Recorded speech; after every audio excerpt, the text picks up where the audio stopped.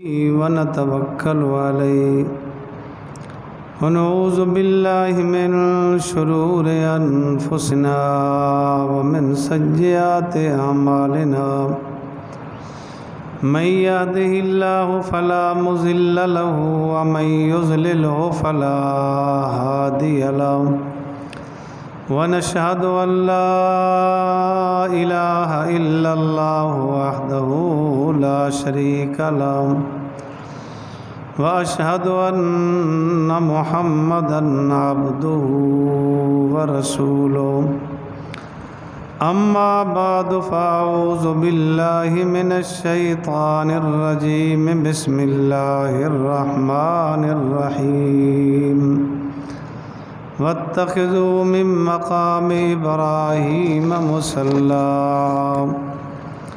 وقال النبي صلى الله عليه وسلم إن الله جعل الحق على لسان عمر وقلبه أو كما قال عليه الصلاة والسلام صدق الله العظيم وصدق رسوله النبي الكريم ونحن على ذلك لمن الشاهدين والشاكرين والحمد لله رب العالمين۔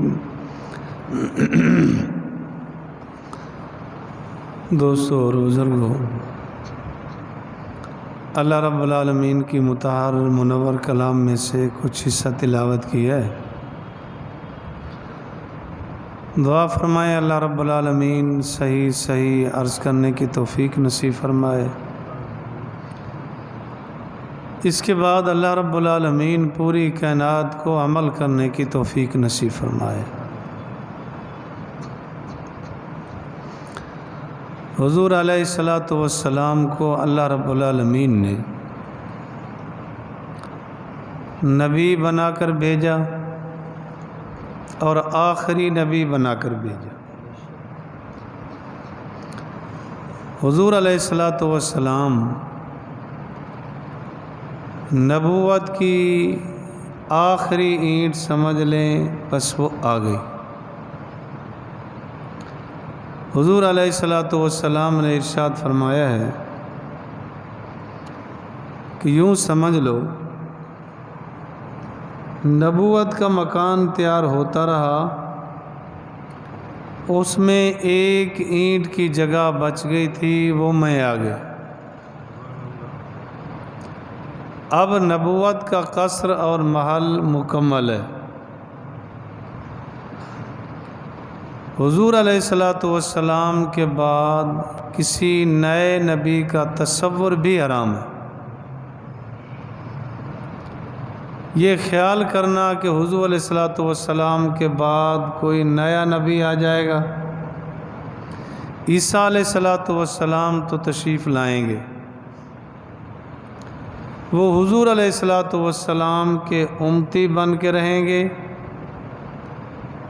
اسی قرآن پاک پہ عمل کریں گے، حضور علیہ الصلاۃ والسلام کی شریعت کے مطابق نمازیں پڑھیں گے، آپ علیہ الصلاۃ والسلام کی شریعت کے مطابق ہی نکاح کریں گے، اور اس کے علاوہ کوئی نیا نبی بالکل تصور حرام ناجائز ہے۔ امام اعظم ابو حنیفہ رحمۃ اللہ علیہ کا فتویٰ،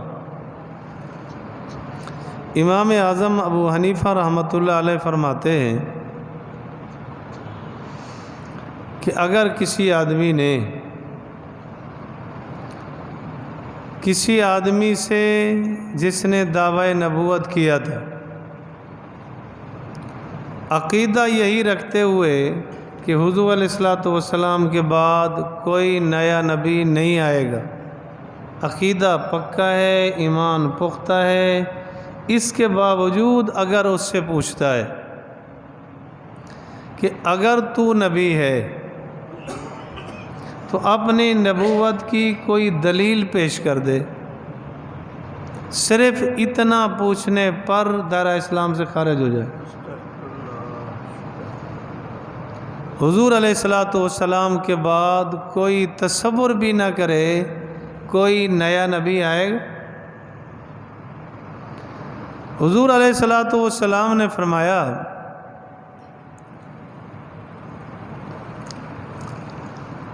کہ میرے بعد کوئی نبی نہیں آئے گا، میرے بعد کوئی نبی نہیں آئے گا، لا نبی بعدی، میں آخری نبی، میں آخری نبی ہوں، لا نبی بعدی، میرے بعد کوئی نبی نہیں آئے گا، نیا نبی نہیں آئے گا۔ حضور علیہ الصلوۃ والسلام نے بار بار سمجھایا۔ ایک یہودی کعب ابن اشرف کے نام سے حضور علیہ الصلوۃ والسلام کے پاس آیا اور کہنے لگا میں آپ پر کلمہ پڑھ لیتا ہوں، آپ یا تو یہ کریں کہ شہر کے آپ نبی مجھے دیہات کا نبی بنا دیں، یا اتنا کر دیں کہ آپ کی نبوت ہے، جب آپ دنیا سے چلے جائیں گے تو پھر مجھے نبی بنا کے جائیں گے۔ اس بدبخت نے شاید لکھوا رکھا تھا کہ میں حضور کے بعد تک رہوں گا۔ حدیث پاک میں آتا ہے کہ آپ علیہ الصلوۃ والسلام کے ہاتھ مبارک میں ایک چھڑی تھی اس وقت۔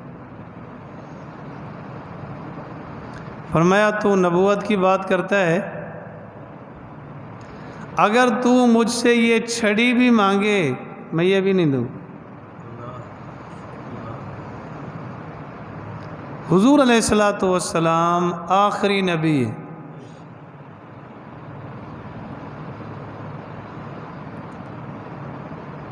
حضور علیہ الصلوۃ والسلام نے فرمایا لو کان بعدی نبی لکان عمر، کہ میرے بعد اگر کوئی نبی آتا، کسی نبی نے آنا ہوتا، یا کسی میں کوئی صلاحیتیں موجود ہیں تو وہ عمر ہے، لیکن لا نبی بعدی، میرے بعد کوئی نبی نہیں ہوگا۔ بار بار آپ علیہ الصلوۃ والسلام نے یہی سمجھایا۔ حدیث کی کتابوں میں ہے کہ آپ علیہ الصلوۃ والسلام جب مکہ سے مدینہ تشریف لے گئے، مہاجر اور انصار صحابہ کی مواخات بھائی چارگی آپ نے قائم کی، تو اس کا بھائی ہے، تو اس کا بھائی ہے۔ مہاجر صحابہ کے لیے انصار نے اتنا بڑی قربانی دی، اپنے مال میں شریک کیا، اپنے گھر میں شریک کیا۔ بعض صحابہ نے تو اور کمال کر دی، اپنے بھائی دوسرے صحابی مہاجر سے کہا کہ اگر تو چاہتا ہے، میری 2 بیوی ہیں، میں ایک کو طلاق دیتا ہوں، ایک تو رکھ لے، ایک میں میرے پاس۔ بڑی عجیب مثالیں قائم کر دی۔ حضور علیہ الصلوۃ والسلام نے مواخات قائم کی۔ حضرت علی رضی اللہ تعالیٰ عنہ سے آپ نے فرمایا کہ علی تو میرا بھائی ہے، تو کوئی آدمی اپنا شبہ ظاہر کر سکتا تھا کہ موسیٰ علیہ الصلوۃ والسلام کے بھائی ہارون علیہ السلام تھے، وہ نبی تھے، لہذا علی بھی نبی ہے۔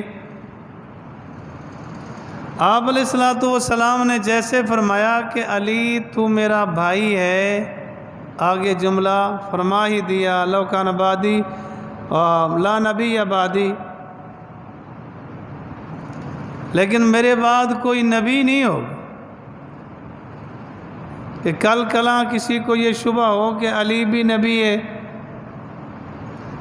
کہ موسیٰ اور ہارون علیہ السلام آپس میں بھائی ہیں اور نبی بھی ہے، تو لہذا علی رضی اللہ تعالیٰ عنہ صحابی رسول ہیں، حضور علیہ السلام کے داماد ہیں، لیکن نبی نہیں۔ اور اسی طرح صحابہ بڑی عظمت رکھنے والے لوگ ہیں۔ حضرت عمر ابن عبدالعزیز رحمۃ اللہ علیہ سے کسی نے پوچھا کیا کوئی تابعی، کوئی ولی صحابی کے برابر ہو سکتا ہے؟ تو حضرت عمر ابن عبدالعزیز رحمۃ اللہ علیہ نے فرمایا ایک نہیں کروڑوں تابعی اکٹھے ہو جائیں تو امیر معاویہ رضی اللہ تعالیٰ عنہ کیا، جو جہاد کے لیے جس گھوڑے پر گئے تھے نا، چلتے ہوئے جو خاک اس کے ناک میں پڑی اس کا مقابلہ بھی نہیں کر سکتے۔ صحابی کی اتنا بڑی نسبت ہے۔ پوری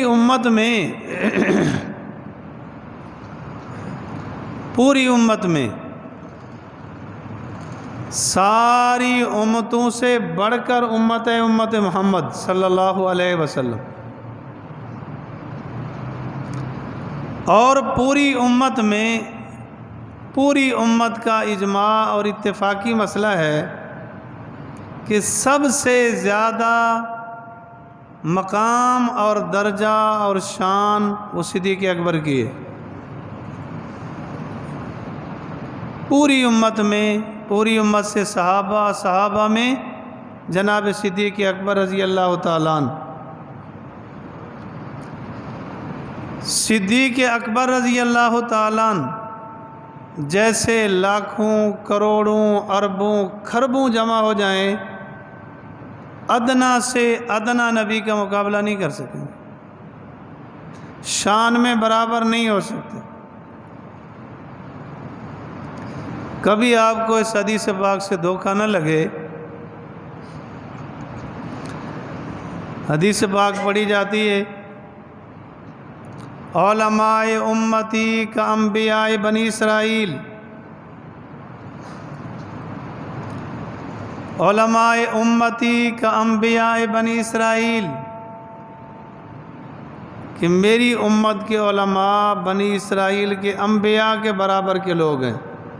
روایت ضعیف ہے، موضوع ہے، غلط ہے۔ عمل کرے، اگر صرف اس درجے میں لے لیا جائے تو اس کا مفہوم کچھ سمجھ آئے گا کہ جو انبیاء کی ذمہ داری تھی حضور علیہ السلام کے بعد اب علماء کی ذمہ داری ہے اشاعت دین کی تبلیغ۔ درجے میں بالکل غلط ہے، موضوع روایت ہے، اس پر کبھی دھوکہ نہ کرنا۔ انبیاء کا ایک مقام ہوتا ہے۔ میں نے عرض کیا کہ صدیق اکبر رضی اللہ تعالیٰ عنہ جیسا آدمی ادنا سے ادنا نبی کے برابر نہیں ہو سکتا، وہ صحابی ہے۔ تو انبیاء علیہ السلام کا ایک اعلیٰ مقام ہوتا ہے۔ حضور علیہ السلام کے دوسرے خلیفہ جناب عمر فاروق رضی اللہ تعالیٰ عنہ، فاروق آپ علیہ السلام نے ان کو لقب دیا تھا، حق اور باطل میں فرق کرنے والے، حق اور باطل میں امتیاز کرنے والے، حضور علیہ الصلوۃ والسلام نے اعلان نبوت فرمایا، اپنے مخالف ہو گئے۔ حدیث پاک میں ہے آپ علیہ الصلوۃ والسلام نے سب کو جمع فرمایا، اور آپ علیہ الصلوۃ والسلام نے انہیں توجہ دلانے کے لیے یہ بات بھی فرمائی کہ اگر میں کہوں اس پہاڑی کے پیچھے دشمن تم پہ حملہ کرنے والا ہے تو مان لو گے؟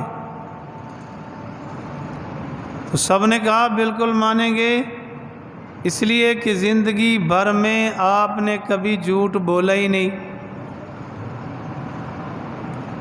ما جربنا علیک کذبا، کبھی ہم نے آپ پر جھوٹ کا تجربہ بھی نہیں کیا، بالکل آپ کی بات سچی ہے۔ تو آپ علیہ الصلوۃ والسلام نے فرمایا قولوا لا الہ الا اللہ تفلحون، لا الہ الا اللہ محمد الرسول اللہ پڑھ لو، کامیاب ہو جاؤ گے۔ تو مجمع میں سے سب سے پہلے جو اٹھے وہ چچا تھا ابو لہب، عبد العزیٰ اس کا نام ہے۔ ابو لہب تو کنیت ہے، لہب کہتے ہیں انگارے کو، شعلے کو۔ ایسا حسین تھا کہ اس کا چہرہ یوں چمکتا تھا۔ کہنے لگا الہذا جماعتنا، تبا لکا الہذا جماعتنا،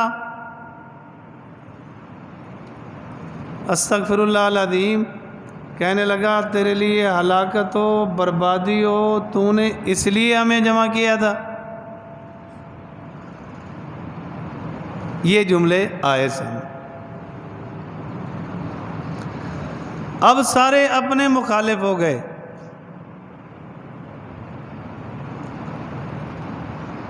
اپنے مخالف ہو گئے۔ ابو لہب ہی تھا جس کو اطلاع ملی کہ تیرا بھتیجا پیدا ہوا ہے، اس نے کیا کچھ کیا۔ ایک لونڈی سویبہ نامی تھی، اس کو اس نام پہ آزاد کیا تھا اس خوشی میں۔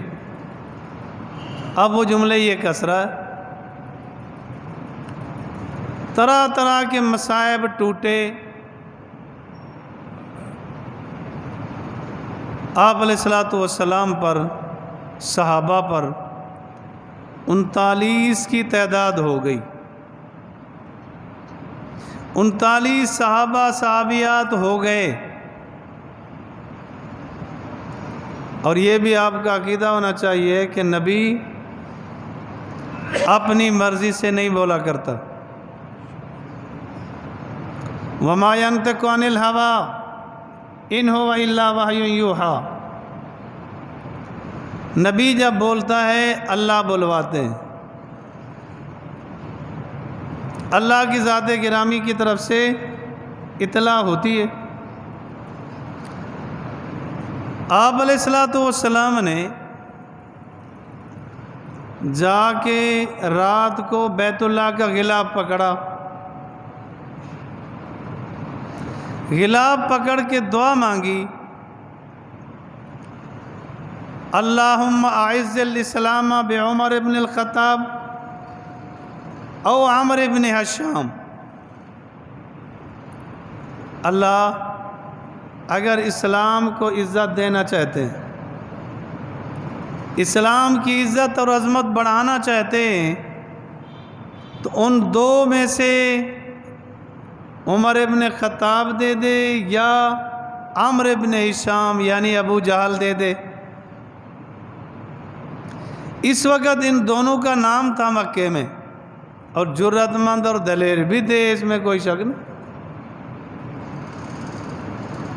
اب دیکھیں نبی نے دعا مانگی، کیا دعا مانگی ہے؟ اللہ اسلام کی عزت کے لیے دے، اب ادھر اللہ رب العالمین نے انتخاب کیا، چناؤ کیا، نبی کی دعا، مراد نبی جناب عمر رضی اللہ تعالیٰ عنہ، اور ادھر اللہ رب العالمین کا انتخاب کے دو میں سے اس کو بھیجا۔ جب کبھی غیظ و غضب اور غصے کی آگ جلے تو پہلے دیکھنا کہ رب کے انتخاب پہ تو اعتراض نہیں، آیا نبی کی دعا پر تو اعتراض نہیں ہو رہا کہ نبی علیہ السلام مانگ رہے ہیں اللہم اعز الاسلام، اللہ اسلام کی عزت کے لیے چاہیے۔ ادھر دار الندوہ میں ابو جہل نے میٹنگ بلائی، جناب عمر بھی گئے اور وہاں یہ بات آئی کہ حالات تو بدلتے جا رہے ہیں، کئی سارے لوگ ہیں جو اپنے ماں باپ کو چھوڑے جا رہے، کئی اپنی بیوی بچوں کو چھوڑ کے چلے گئے اس کے آغوش میں، اور جو ادھر گیا پھر وہ کسی کی سنتا ہی نہیں۔ اس طرح تو حالات بدلتے جا رہے ہیں، لہٰذا ایسے کیا جائے کہ اس کا کلا کما کیا جائے، یعنی حضور علیہ السلام کو کہنے لگے مار دیا جائے، شہید کر دیا جائے۔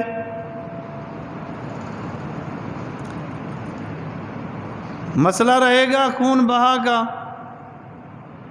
قتل کر دیں گے تو دیت دینی پڑے گی 100 اونٹ۔ ابو جہل نے کہا میں دے دوں گا، میں دے دوں۔ ادھر غور کیا ادھر غور کیا، آخر جناب عمر اٹھے، کہنے لگے جی میں جاتا ہوں، میں جاتا ہوں۔ اٹھے، گھوڑا لیا، تلوار لی، نیزہ لیا اور چلے۔ راستے میں ایک صحابی مل گئے، انہوں نے کہا عمر کہاں جا رہے ہو؟ کہنے لگا کہ میں نعوذ باللہ محمد صلی اللہ علیہ وسلم کو قتل کرنے جا رہا ہوں۔ انہوں نے کہا حیرانگی ہے، پہلے اپنے گھر کا پتہ تو کرو، تیری بہن فاطمہ اور تیرا بہنوئی سعید وہ مسلمان ہو چکے ہیں۔ غصے سے بھر گئے، کہنے لگے اچھا؟ انہوں نے کہا ہاں بالکل ایسا ہی ہے۔ اب بجائے ادھر جانے کے بہن کے گھر کی طرف چلے، تو جب وہاں گئے دروازے پر کھڑے تھے، اندر سے آواز آ رہی تھی، ان دونوں کو ایک صحابی قرآن پاک پڑھا رہا تھا، آواز آ رہی تھی طٰہٰ ما انزلنا علیک القرآن لتشقیٰ۔ سنتے رہے، عربی نسل تھے، قرآن کو سمجھتے تھے، سمجھتے گئے کہ کیا کہا جا رہا ہے۔ دروازہ کھٹکایا، بہن آئی، دروازہ کھولا گیا تو فرمانے لگے پتہ چلا ہے کہ تم مسلمان ہو گئے ہو۔ انہوں نے کہا ہاں مسلمان تو ہو گئے۔ انہوں نے کہا پتہ ہے میں کیا کروں گا؟ انہوں نے کہا جو کرے گا۔ بہنوئی کو مارا، اتنا مارا کہ خون بہنے لگا۔ انہوں نے کہا یہ تو بھول ہے کہ میں اسلام چھوڑ دوں، ایسا نہیں ہو۔ بہن سامنے آئی تو بہن کو مارا، گری اور کہنے لگی عمر اگر تو خطاب کا بیٹا ہے تو میں بھی اسی کی بیٹی ہوں، جس ماں کا دودھ تو نے پیا ہے میں نے بھی اسی کا پیا ہے، تو اپنا زور لگا لے، اسلام ہمارے اندر رچ پچ چکا ہے، وہ نکلے گا نہیں، جتنا مارا پروانے کی۔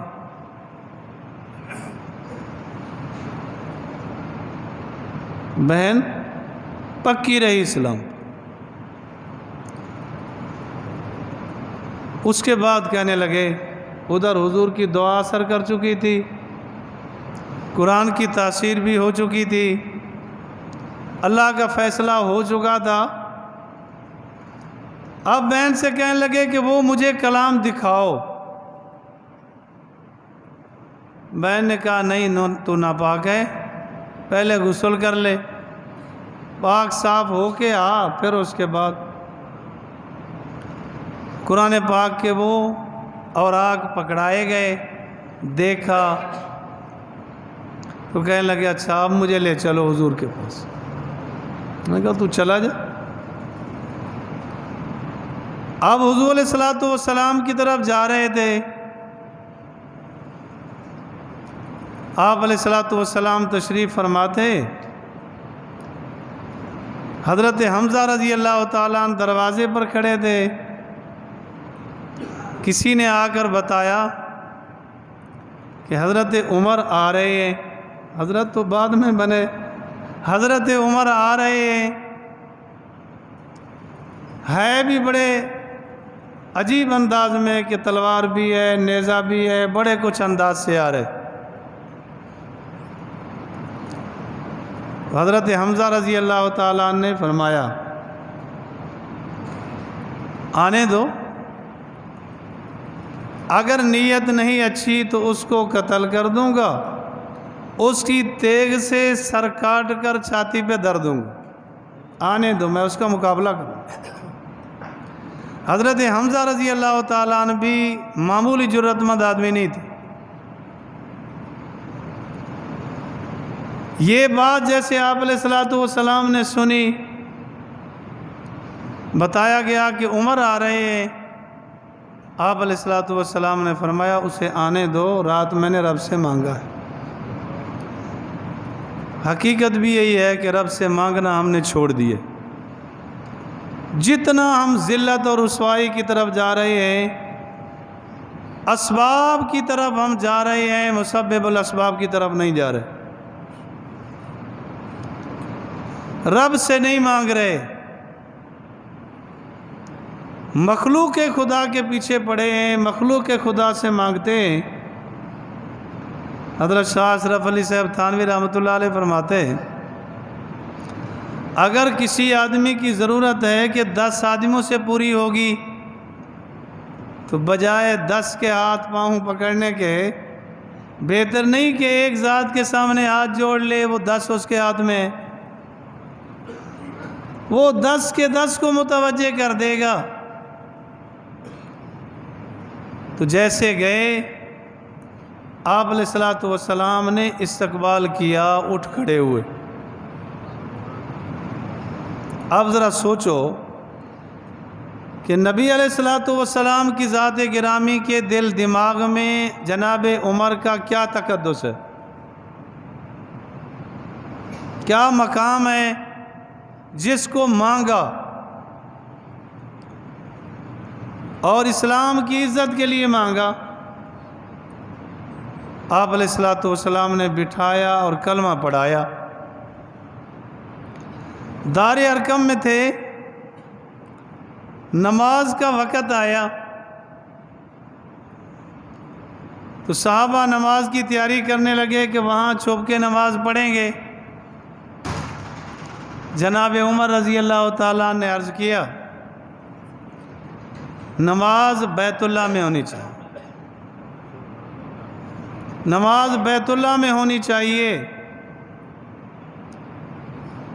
سیرت کی کتابوں میں ہے کہ آپ علیہ السلام نے فرمایا کہ وہ مشکلات ہیں،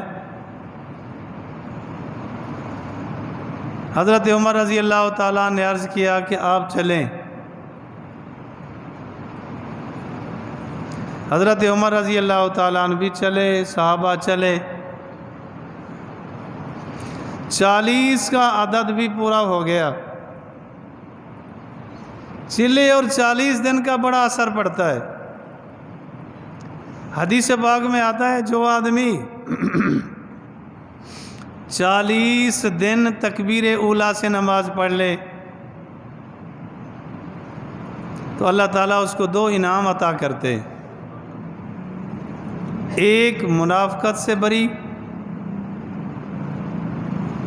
ایک جہنم سے بری.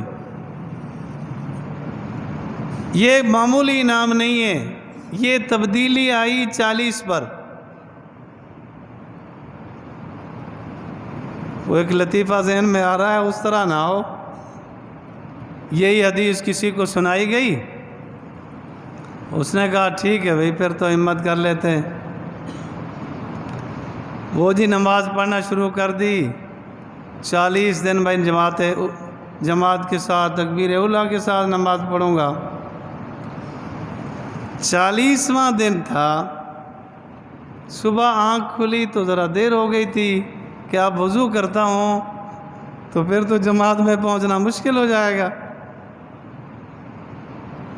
جلدی سے اٹھا، ہاتھ مارا چہرے پہ، پھر آ کے تیمم کر لیتے ہیں. جب خود ایجاد کریں گے، مفتی بنیں گے تو یوں ہی برباد ہوں گے. جلدی جلدی سے ہاتھ مارا اور گیا اور تکبیر اولیٰ کے ساتھ نماز پڑھی.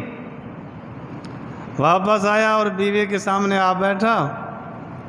بیوی سے کہنے لگا میں نے مولوی سے حدیث سنی تھی 40 دن تکبیر اولیٰ کے ساتھ نماز پڑھ لو تو چہرے پہ نور آ جاتا ہے. دیکھو ذرا نور آیا نہیں آیا. وہ کہنے لگی اگر نور ہوتا ہے کالا آج تو آپ رنگے گئے، اگر نور ہوتا ہے سفید تو پھر جناب نے مکالا کیا ہوا ہے. پھر خیال آیا کہ ہاتھ مارا تو توے پہ لگا تھا. تو خلاف شرع اگر کریں گے، اپنی مرضی پہ کریں گے، یوں ہی مکالے ہوں گے، نجات نہیں ہوگی. اتباع سنت، اتباع شریعت میں ہی نجات ہے. تو جناب عمر رضی اللہ تعالیٰ عنہ 40ویں آئے اور بیت اللہ میں نماز ادا کروائی. اللہ مجھے اور آپ کو صحابہ سے سچی محبت دے. واخر